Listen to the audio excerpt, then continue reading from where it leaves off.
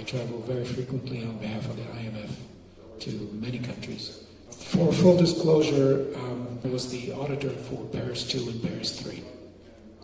So I'm quite familiar with the framework and the conditionality that was put on with regards to Paris 2 and Paris 3. Without going into the details, the panel has asked us to trust them, and I'm finding it very hard today to provide you with the blind trust that we gave you in Paris 1, 2, and 3. And I find that the very fact that we're calling this Seyder is simply a marketing initiative to say that we failed the first 3 times and hence we're going into something new. This is the first time in French history where the French government actually creates a donation platform, an international donation platform, that is happening several weeks before an election. It has never happened before. So the question that we have is there a political imperative behind this? And is this an indirect sustenance to the existing government today? We have provided with the IMF every single year since 1999 a full report to the government stating exactly what the administrative reforms we recommend that should be implemented and that should happen in the country should you want, as Lebanese, to decrease your debt ratio relative to other countries. You have a cancer. There is no other way of describing the current situation of Lebanon.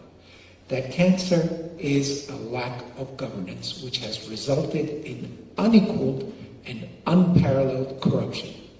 I have worked in Tanzania, Botswana, Nigeria, Cote d'Ivoire. I've worked in approximately 25 African countries. The only country that comes close to what is happening in Lebanon, and I apologize for being frank, the only country that comes close was actually Botswana, and to a lesser degree, Zimbabwe. There is no reason, given the intellectual capacity and the education level that we have in Lebanon today, that the fundamental questions regarding utilities, such as electricity, pollution, education, cannot happen. If we look at the airport, the maritime port, the tax evasion, all of these issues are conducive to bringing in, by simple reformation, or in many cases, simple application of existing laws, can bring into the Lebanese economy approximately $6 to $8 billion a year. That's a fantastic number. Instead of begging the French to give us this money, why isn't the administrative reform done internally? I understand that Lebanon, a country that has the economy of a city the size of Miami, has 30 ministers. By the way, the Russian government, which has 13 time zones, only has 9 ministers. So I understand that the consensual aspect makes it very difficult to come to coherent decisions. Today, my recommendation, and I think that is the recommendation of the World Bank in the current report, which you just mentioned and which I have read, I don't think Lebanon should be asking others for help. I genuinely think Lebanon should be asking itself, what can we do for ourselves? The current debt ratio, and I'm sure everyone here or a lot of people here have children, without a haircut, our great-grandchildren will still be paying the debt. And that is if we assume that the economy will grow at 8 to 10% per annum for the rest of the history of Lebanon, which is an impossibility.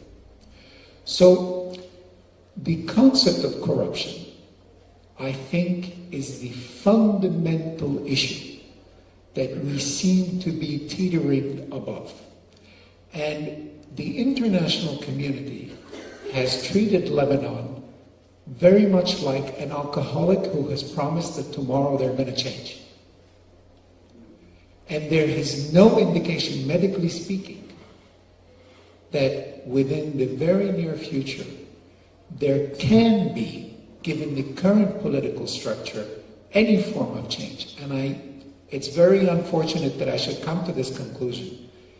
I genuinely think that the model provided to Greece, although we will never have that type of a model because frankly, who cares? The model that is provided to ex-Yugoslavia and the model that was provided to Nigeria is perhaps the closest international verification model with regards to auditing and spending, which could provide Lebanon with an escape rate.